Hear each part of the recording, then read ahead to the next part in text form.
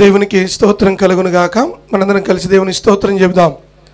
హల్లెలూయా. మహోన్నతుడైన దేవుని నామమునకు మహిమ ఘనత ప్రభావములు కలుగును గాక. ఈ ప్రత్యేకమైన దినమున మరి కుడి వచ్చిన మీ అందరిని కూడా ప్రేమపూర్వకంగా ఆహ్వానిస్తూ చిన్న సాక్ష్యాన్ని పంచుకొని అందరూ లేచి నిలబడిన తర్వాత ఒక పాట పాడిన తర్వాత దైవవర్తమానంలోనికి వెళదాం. ఏ కూడికైనా ఏ కార్యక్రమం అయినా ప్రభు చేసిన మేలును గురించి సాక్ష్యం చెప్పడం నాకు చాలా ఇష్టం. ఎందుకంటే యేసయ్య కృప చూపించలేకపోతే ఇంత ఉన్నతమైన కార్యాలు మనం చేయలేం. చాలామంది సేవ బలముతోనో బలగముతోనో శక్తితోనో ధనముతోనో సేవ చేయొచ్చు అనుకుంటారు, కానీ దేవుని యొక్క పరిచర్య చేయడానికి ఇటులో ఏది అక్కడికి రాదు. అదేంటండి, డబ్బు లేకుండా సేవ ఎట్లా చేస్తామంటే ప్రభు సేవ చేయడానికి ధనమే మూలము కాదు అంటున్నాను నేను. నా ఉద్దేశం అదే. ఈ బోడుపల్లి ప్రాంతంలో 2013 సంవత్సరం జనవరి 9వ తేదీన ఈ సంఘాన్ని ప్రారంభించారు. 2012లో నా వివాహం జరిగింది. రెవరెండ్ డాక్టర్ ప్రభాకర్ రాయ్ గారి యొక్క కుమార్తెను వివాహం చేసుకున్న తర్వాత ఆశ ఒకటే, బ్రతికున్నంత కాలం ప్రభు సేవ చేయాలి, మరణించిన తర్వాత యేసయ్యకి లెక్క అప్పగించాలి. కాబట్టి ఈ బోడుపల్లి ప్రాంతానికి ప్రభు పిలిచాడు. పిలిచిన దేవుడు నమ్మదగిన వాడని చిన్న గుడారంలో చిన్న షటర్లో ఆరాధన ప్రారంభం చేశాం. నేను బ్యాప్టిస్ట్ చర్చ్ నారాయణగూడ బ్రాంచ్లో పనిచేస్తా. రిజైన్ చేసినప్పుడు అంటే దైవ సేవకులు మా మావయ్య గారు ఉన్నారని రిజైన్ చేయలేదు, కానీ దేవుడు బయటకు వచ్చేయమని చెప్పాడు, రిజైన్ చేయమన్నాడు.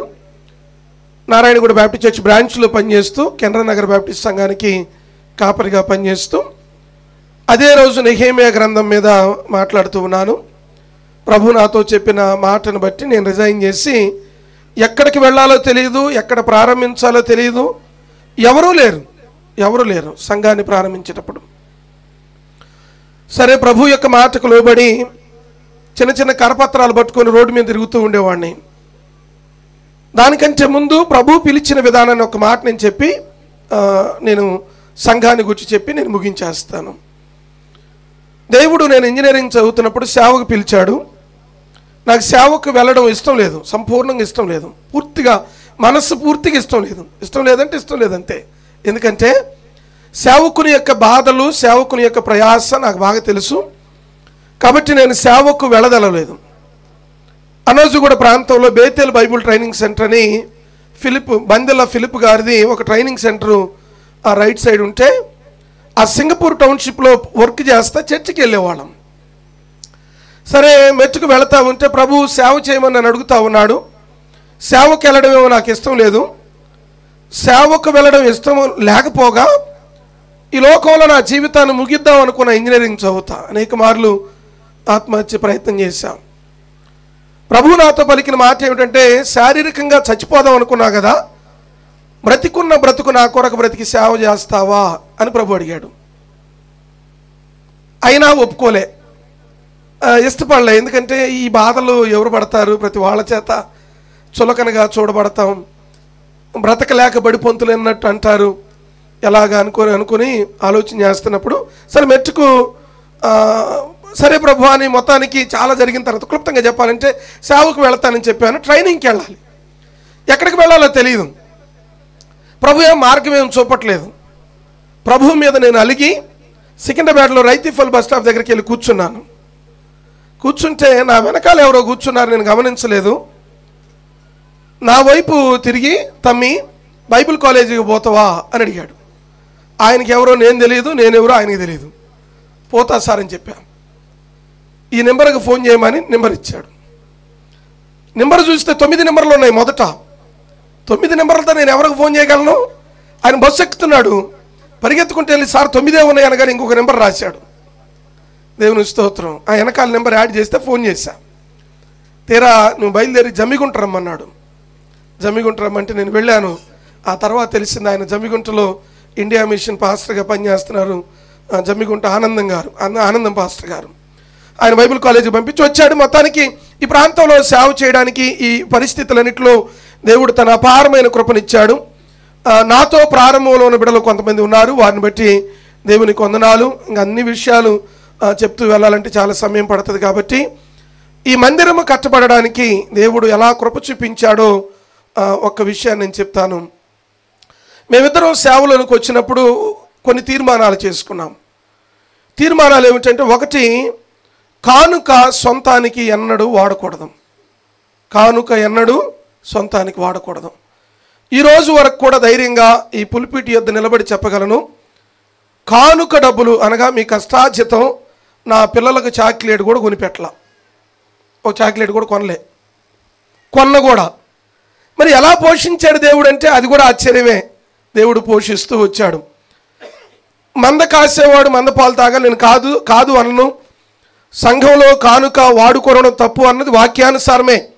బట్ కానీ నా హృదయాభిలాష మా హృదయాభిలాష సంపూర్ణంగా దేవుని సేవకు వాడబడాలన్న ఆశతో ఆ తీర్మానం చేసుకుని ముందుకు వచ్చాం. అలాగ పరిచర్య చేస్తున్నప్పుడు మరి ఎక్కడోసారి మందిరానికి స్థలం కొనాలి అని ఆలోచన చేస్తూ ఉన్నప్పుడు భూమి మీద ఏడో ఒకసారి మందిరం కడదాం, ఏదో ఒక ప్రాంతంలో మందిరం కట్టాలని అనేక ప్రాంతాలు తిరిగి ఒకరోజు ఈ ప్రాంతానికి వచ్చాం. ఈ మందిరం కట్టబడిన ప్రాంతానికి వచ్చినప్పుడు ల్యాండ్ ఫర్ సేల్ అని రాసి ఉంది. చూసిన వెంటనే వాళ్ళకి ఫోన్ చేసి, అన్నా నాకు స్థలం కావాలి అని అడిగితే, మీరు కొనలేరు, ఈ స్థలం చాలా ఖరీదని చెప్పాడు. నేను చెప్పాను, మా సార్ వెళ్ళి కొనమన్నాడు, మాట్లాడి రమ్మన్నాడు, పేమెంట్ అంతా ఆయన వచ్చి చేస్తాడని చెప్పాను నేను. అన్నప్పుడు ఆయన అనుకున్న మాట ఏంటంటే, నా వెనకాల చాలా బలాఢ్యుడు ఉన్నాడు అనుకున్నాడు. రిజిస్ట్రేషన్ రోజు ఆయనకు అర్థమైంది ఏంటంటే, ఆ బలాఢ్యుడు నా వెనకాల ఉంది దేవుడే, మనమే ఆ పని చేసామన్న సంగతి ఆయనకు అర్థమైంది. సరే, ఆ స్థలాన్ని కొనడానికి మరి మందిరం కట్టడం ప్రారంభించినప్పుడు అనేక వ్యతిరేకతల మధ్యలో, అనేక ప్రతికూలమైన పరిస్థితుల మధ్యలో సర్వోన్నతుడైన దేవుడు ఈ మందిరం కట్టడానికి కృపనిచ్చిన విధమును బట్టి దేవాతి దేవునికి నిండు మనసుతో వందనాలు చెల్లిస్తూ ఉన్నాను. ప్రార్థించిన మీ అందరికీ ప్రత్యేకంగా అనేక విషయాల్లో ప్రోత్సహిస్తూ దేవుని యొక్క పరిచర్యలో పురికొల్పినటువంటి మావయ్య గారు, అత్తమ్మ గారు, రెవరెండ్ డాక్టర్ ప్రభాకర్ అయ్య గారు, అత్తమ్మ గారిని బట్టి హృదయపూర్వక వందనాలు చెల్లిస్తున్నాను. ప్రాముఖ్యంగా సంఘ బిడ్డలందరికీ హృదయపూర్వక వందనాలు. మీ అందరికీ కంగ్రాచులేషన్స్. అసలు నిజంగా అసలు ఎలా కట్టాము, ఏం జరిగింది, ఎలా ఉంది, ఇవన్నీ పరిస్థితులు వివరించుకుంటూ వస్తే ఈ రాత్రి అన్నకి ప్రసంగానికి ఇవ్వటం కంటే ఇదే ఒక ప్రసంగం అవుతుంది. కాబట్టి దేవునికే మహిమ కలుగును గాక. ఈ సంఘముతో దగ్గర 127 మంది సేవకులు పనిచేస్తూ ఉన్నారు. అనేక ప్రాంతాల్లో మందిరాలు కడుతూ ఉన్నాం. నాకు అన్న చెప్పిన మాట చాలా జ్ఞాపకం. ప్రకాష్ అయ్య గారిని కలవడానికి పోయా, కాదు ఆయన అంత బలమైన వారు, గొప్పవారు అన్న సంగతి నాకు తెలియదు. మాకు కేత్ పైపర్ గారని ఆస్ట్రేలియా నుంచి వచ్చారు.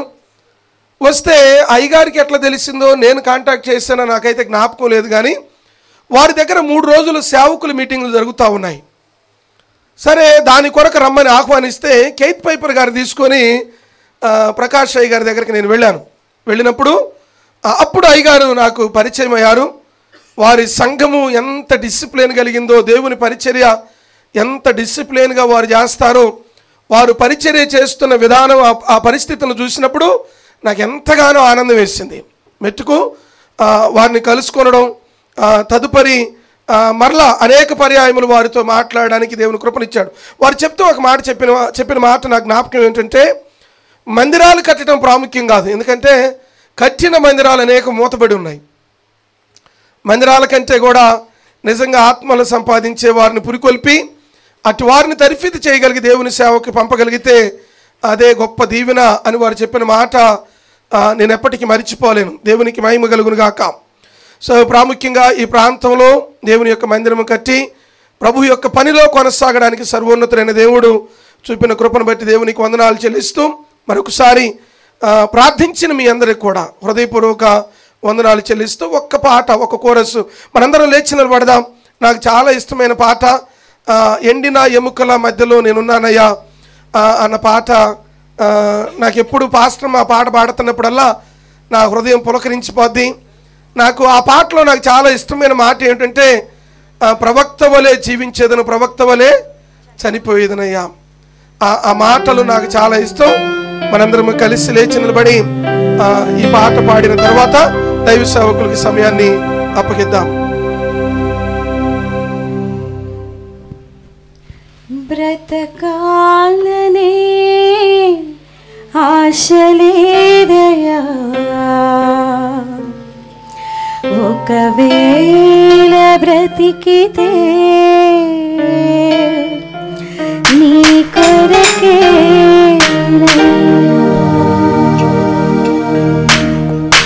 అందరం కలిసి చప్పట్లు కొడుతూ ప్రభువుని స్తుతిద్దాం.